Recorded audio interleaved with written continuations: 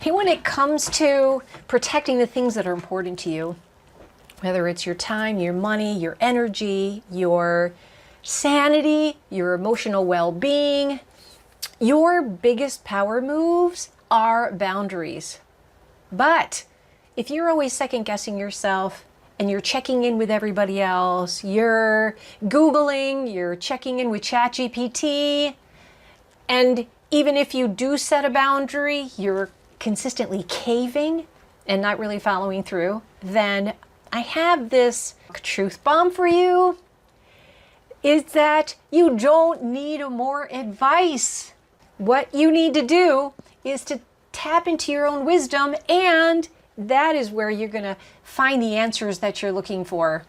So stick around today because we're going to round out this series of boundaries as power moves, and in today's video, we're going to be talking about how to make boundaries stick, even when, and especially if, you run up against resistance, which you will, so that you can be strong and confident in your decision. Let's go.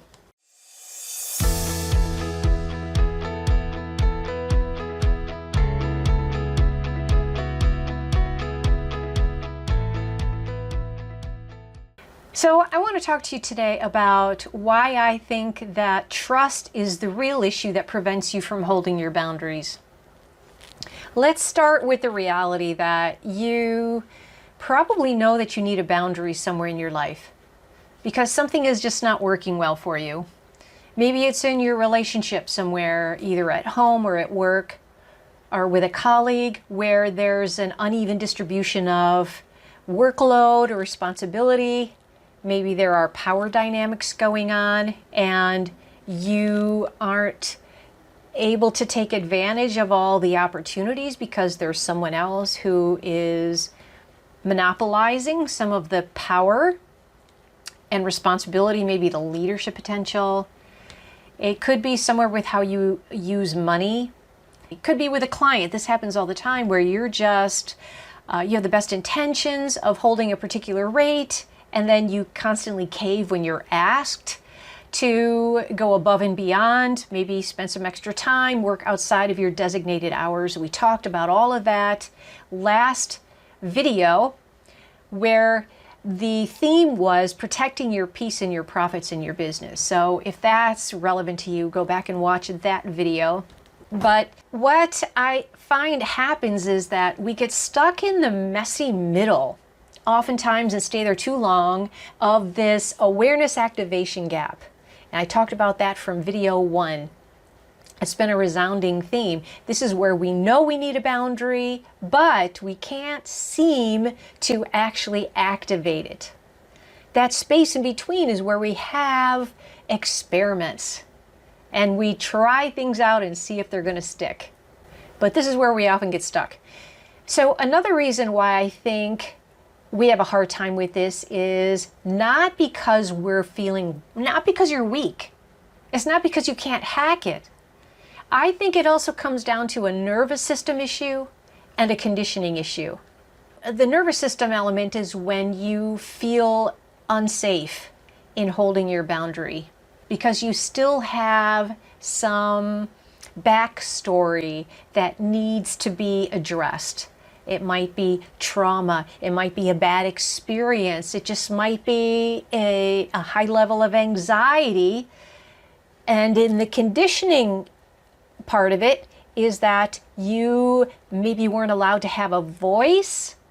You felt safer if you were just blending in with the background. And so this is why it's hard to hold boundaries, because you have to step out and be seen and be heard and stick up for yourself.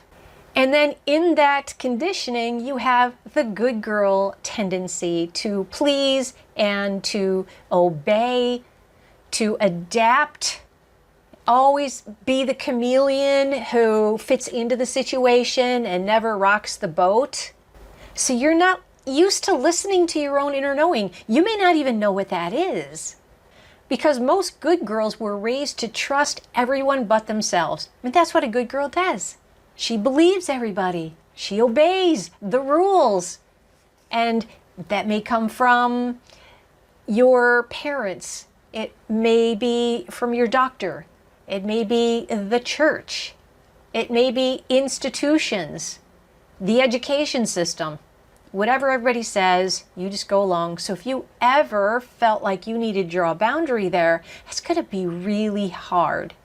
You're going to be questioning yourself, second guessing, backpedaling, caving, and probably feeling miserable.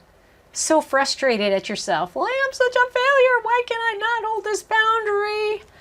And you find that it's just so much easier to go back to the status quo, because at least that way it's a dysfunction that you recognize and is familiar, even if it's not good for you.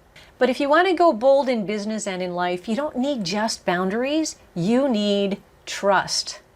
And I'm talking about a trust ecosystem that I'm about to lay out for you, one that starts from the inside out, but captures what I've discovered are 4 key areas of this ecosystem. And if you have this in place, then you're going to have much better chances of creating boundaries that are sticky, that work for you, even if you butt up against resistance. These are the 4 trusts that I believe make boundaries hold. The first one is self-trust. And that is this inner alignment that you're not going to abandon yourself when you butt up against resistance or tension.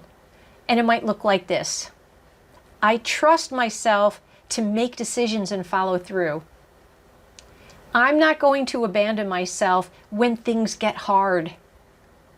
I can handle someone not liking me. So visualize you believing this for yourself and what that's going to look like the next time you set a boundary and someone or something comes along and challenges it. Okay, let's go to trust factor number 2. I call this trust in your competence, or the belief in your earned experience.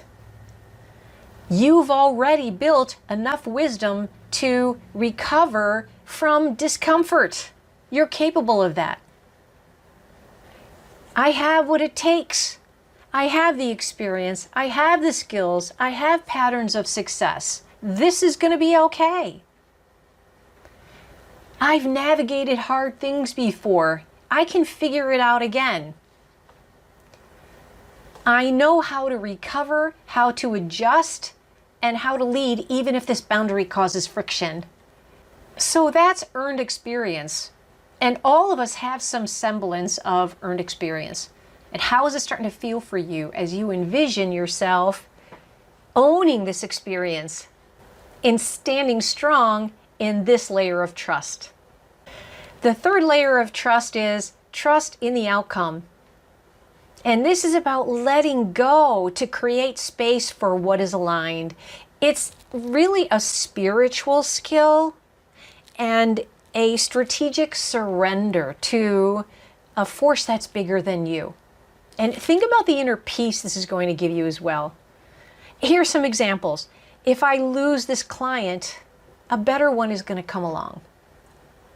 Saying no creates space for what's aligned for me. God's got me. I'm not alone in this. Just recently, I started feeling very uncomfortable with the level of unsubscribes from my email list. And it's just a natural byproduct of growing your list. The more people you have, the more offers you have, the more you email, the higher the probability that you'll have subscribers fall off. And I started feeling myself getting a little anxious about this and second guessing what I was doing. Did I say the wrong thing in that last email? Am I emailing too much? Did I pick the wrong time of day? Am I doing too much of a hard sell? And I already knew all the answers to that. I already trusted that my efforts were coming from my heart. And even if I don't have all the skill sets down, that I can learn those, like the last layer of trust that I just talked about. But if someone is unsubscribing, I just now believe that that is creating more space for aligned subscribers to enter into my world. And the last layer of trust is trusting in the process, believing that I'm held by something bigger and I don't have to grip everything so tightly in order to survive. Hey, not everybody's going to like this new version of me, and that's okay.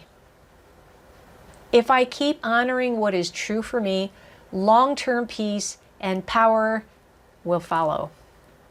So let's take a minute to think about these elements of trust with some reflection. Where have you been outsourcing your trust? Who are you still handing your decisions to, even if in subtle ways?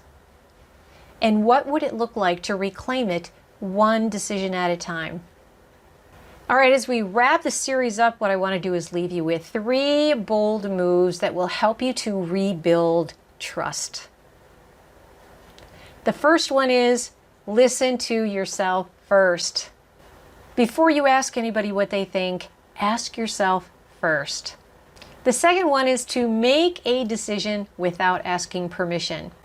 Here you can start small. Just practice holding the line somewhere, even if you're going to feel uncomfortable about it. And you could start with a decision that maybe doesn't have huge impact. If you want to jump in right away and go bold, then go for it. But you could start small and just have that practice. And the third is to reflect on your past and the bold moves that you did follow up on. Name them, own them, rewire your identity around them. The bottom line is that trust is a muscle, and it's a skill that you develop. You don't get it by just reading books, and it's not going to come to you as you keep outsourcing your decision making to everybody else, including ChatGPT. You do it by choosing yourself over and over and over again, even when it feels scary. Well, that's a wrap. This is video number 5 of my series on boundaries as power moves. And I chose this topic because this has been a sore spot for me, as it is for nearly every client I've worked with. And it comes up in peer discussions all of the time. Boundaries truly are your big power move. Stay tuned for my Boundaries for People Pleasers course. I'm going to be dropping that soon.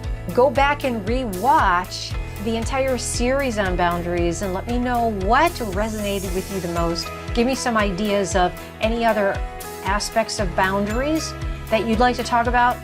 Download the Bold Girl Roadmap, which is a free resource that's going to take you from here as the people-pleasing good girl who sits in the shadows to the bold girl who owns her voice and is able to step into this boldest version of herself in work and in life. Thanks for watching.